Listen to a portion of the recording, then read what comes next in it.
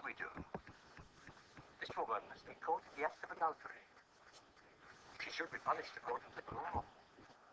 What do you say? Answer, Master. We want to know your opinion. Yes, tell us. Is it right to kill her?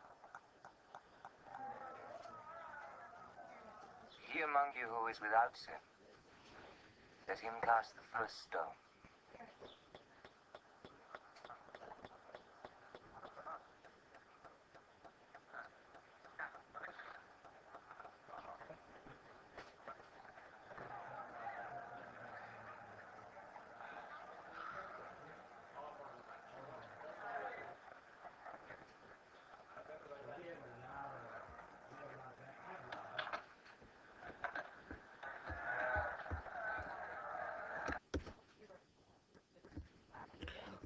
So, what can we learn from the woman who got caught in adultery? Let's take a look at some important things that we can share in our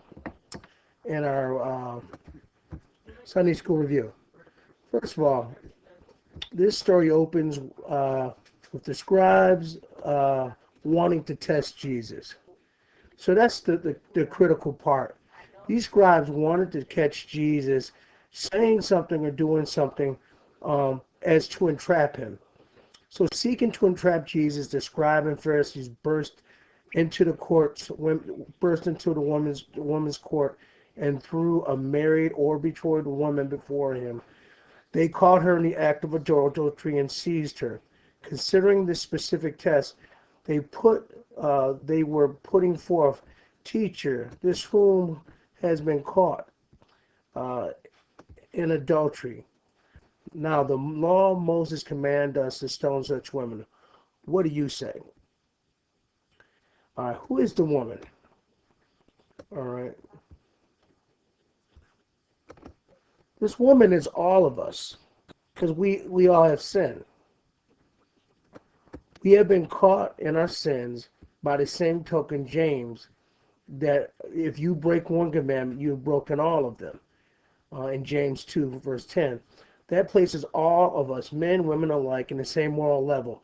We have all sinned. If Christians would have eyes to see the truth, they would humbly eliminate the self-righteousness of their heart.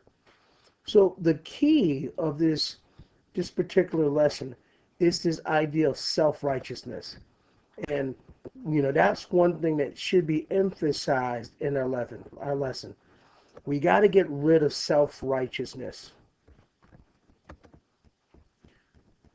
One additional point to mention is that in this account, what you may want to mention is that Christ did not overturn the law.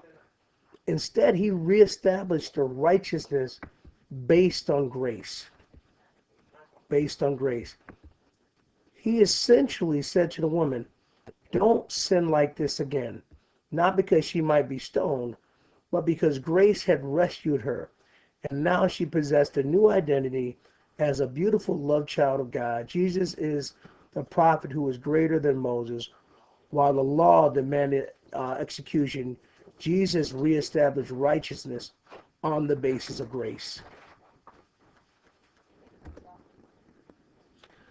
So in conclusion, the big idea of this lesson is that we are to avoid self-righteousness.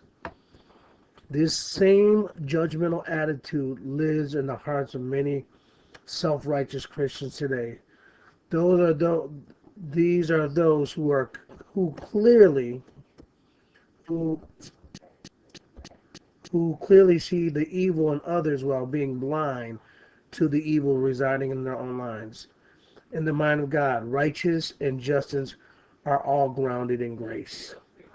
Grace is the most important thing. All right, so those are keys for this particular lesson. Okay?